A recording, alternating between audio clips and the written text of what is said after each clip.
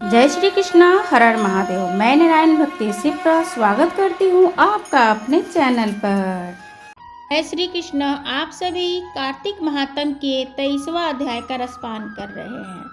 नैमिषारण्य तीर्थ में सूत जी ने इतनी कथाएं सुनने के बाद ऋषि मुनियों से निवेदन किया कि हे सूत जी, अब आप कृपया कर भगवान के चरणों में उत्पन्न हुई गंगा जी का महात्म्य सुनाइए।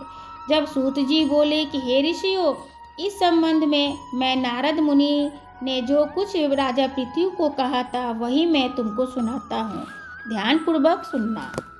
समस्त देवताओं और दैत्यों को उत्पन्न करने वाले महर्षि कश्यप जी की 2 पत्नियां थी। एक पत्नी का नाम अदिति था, दूसरी पत्नी का नाम दीति था। अदिति के पुत्र देवता कहलाए और दीति के पुत्र दैत्य कहलाए। भाई होते हुए भी देवताओं तथा दैत्यों में जन्म से ही परस्पर भेद रहा। कालांतर में प्रहलाद का पौत्र और विरोचन का पुत्र दैत्यराज बलि दैत्यों का भी राजा बना। उसकी सेना अत्यंत ही विशाल थी। समस्त पृथ्वी पर विजय प्राप्त करने के बाद उसने स्वर्ग पर अधिकार जमाने के लिए देवताओं पर चढ़ाई कर दी। अपने राज्य को दैत्यों से घिरा देखकर इंद्र सभी देवताओं से युद्ध करने के लिए मैदान में आ डटे। अत्यंत घोर संग्राम हुआ और अनेक वर्षों तक चला। जब देवताओं ने देखा कि दैत्यों की शक्ति में कोई कमी नहीं है, तो निरंतर आगे बढ़ रहे हैं, तो देवता भी मैदान छोड़कर भाग खड़े हुए। इस प्रकार दैत्य ने स्वर्ग पर अधिकार कर लिया और बलि स्वयं इंद्रासन पर बैठकर शासन करने लगा। अब तो यज्ञ की हवि भी देवताओं को स्थान पर दैत्यराज बलि और अन्य दैत्य ही ग्रहण करते थे।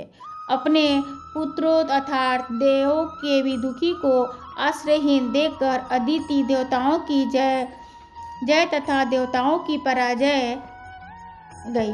वहाँ कुछ काल तक फलहार, कुछ काल तक सूखे पत्ते तथा कुछ काल तक केवल पवन खाकर आहार करती रही। फिर पैर के पंजे पर खड़ी होकर भगवान का तप करने लगी। इस प्रकार अदिति ने 1000 वर्ष तक उग्र तप किया। दिति के पुत्र मायावी राक्षस इस घोर तप से चिंतित होकर राक्षसी माया बनाकर देवताओं के रूप में धारण कर अदिति के पास आकर बोले, हे माता, हमारे लिए आप इतना घोर तप क्यों कर रही हैं? आत्मघात करना सभी शास्त्रों में पाप बताया गया है। हम आपका यह दुख सहन नहीं कर सकते। कोई भी पुत्र माता के विमुख नहीं हो सकता।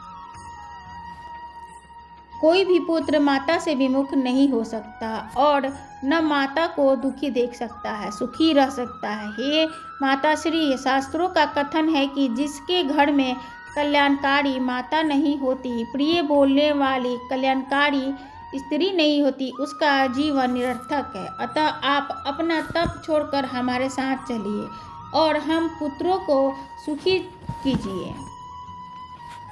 मायामयी देवताओं के इस प्रकार कहने पर भी अदिति समाधि से विचलित न हुई। तब उन्होंने अदिति को मार डालने का निश्चय किया। इस कुकृत्य के करने के लिए दैत्यों ने उस वन में आग लगा दिया जिससे अदिति तप कर रही थी। भगवान की कृपा से उसकी अग्नि का द्वार अदिति को तो कहीं किसी प्रकार की हानि नहीं पहुंची। उन्हें इस अग्नि का पता तक नहीं चला। भगवान का सुदर्शन चक्र अदिति की रक्षा करता रहा और सभी दैत्य स्वयं ही उस अग्नि में जलकर भस्म हो गए। इस प्रकार देवताओं का फिर से स्वर्ग पर अधिकार हो गया। इति श्री 23वां अध्याय संपूर्ण हुआ। जय श्री कृष्ण, राधे राधे। कल सुनेंगे कार्तिक महात्म के 24वां अध्याय।